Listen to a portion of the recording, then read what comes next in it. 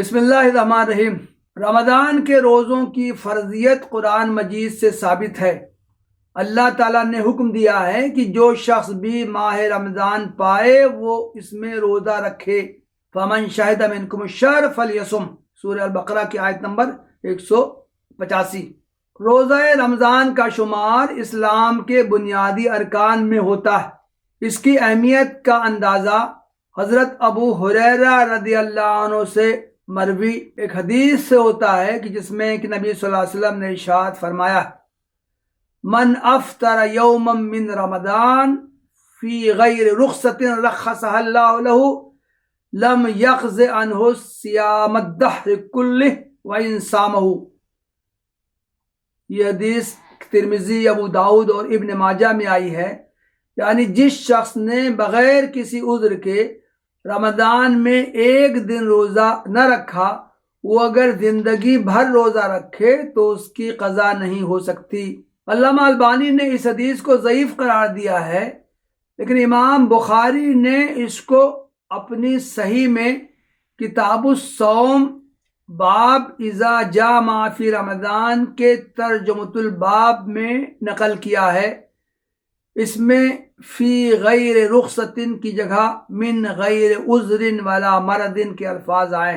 لیکن اسلام دین فطرت ہے، اس نے انسانی کمزوریوں اور معذوریوں کی بھرپور رعایت کی ہے، چنانچہ روزے کو فرض قرار دینے کے معن بعد یہ صراحت کر دی گئی ہے، فمن کان منکم مریضا او علی سفر فعدۃ من ایام اخر، یعنی اگر تم میں سے کوئی بیمار ہو یا سفر پر ہو تو دوسرے دنوں میں اتنی ہی مقدار پوری کر لے۔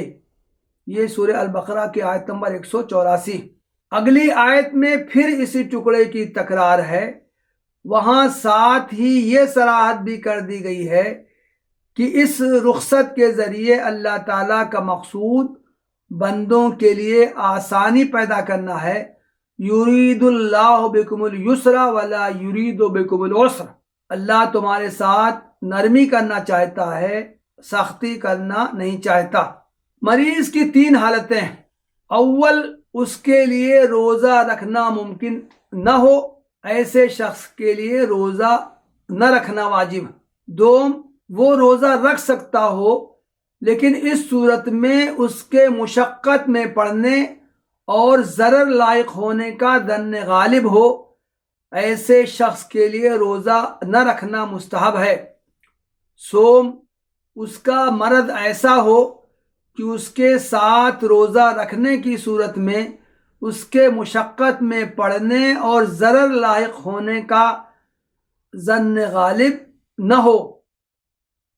بعض اصحاب علم کہتے ہیں کہ اس حالت کے مریض کو بھی اجازت ہے کہ وہ روزہ نہ رکھے۔ یہ رائے رکھنے والوں میں محمد ابن سیرین، عطا اور امام بخاری رحمہ اللہ کے نام مذکور ہیں۔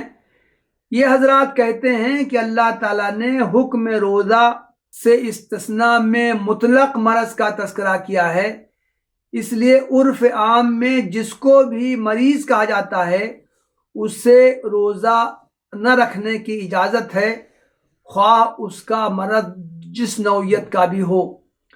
لیکن جمہور علماء صرف ایسے مریض کو روزہ نہ رکھنے کی اجازت دیتے ہیں جو کسی ایسے مرض میں مبتلا ہو کہ روزہ رکھنے کی صورت میں تکلیف میں مبتلا ہو جانے، اس کے مرض میں اضافہ ہونے یا اس سے شفایابی میں تاخیر ہو جانے کا ظن غالب ہو۔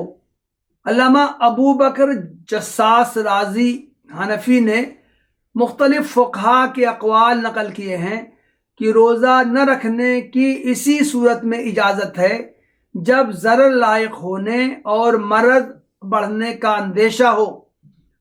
دلیل میں انہوں نے ایک صحابی حضرت انس ابن مالک کعبی قشیری رضی اللہ عنہ سے مروی ایک حدیث پیش کی ہے کہ نبی صلی اللہ علیہ وسلم نے ارشاد فرمایا ہے، اللہ نے مسافر کو نماز میں قصر کرنے اور روزہ نہ رکھنے اور حاملہ اور مرضیہ یعنی دودھ پلانے والی عورت کو روزہ نہ رکھنے کی اجازت دی ہے۔ یہ حدیث ابو داؤد، ترمذی اور ابن ماجہ میں آئی ہے۔ علامہ البانی نے اسے حسن صحیح قرار دیا ہے۔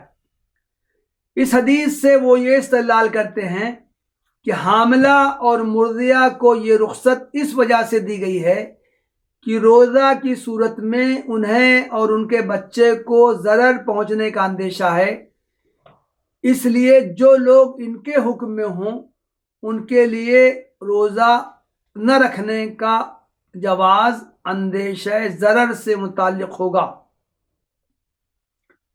رہا یہ سوال کہ چھوٹے ہوئے روزوں کے بدلے کیا کیا جائے، تو اس کا جواب یہ ہے کہ امراض کی دو صورتیں ہیں۔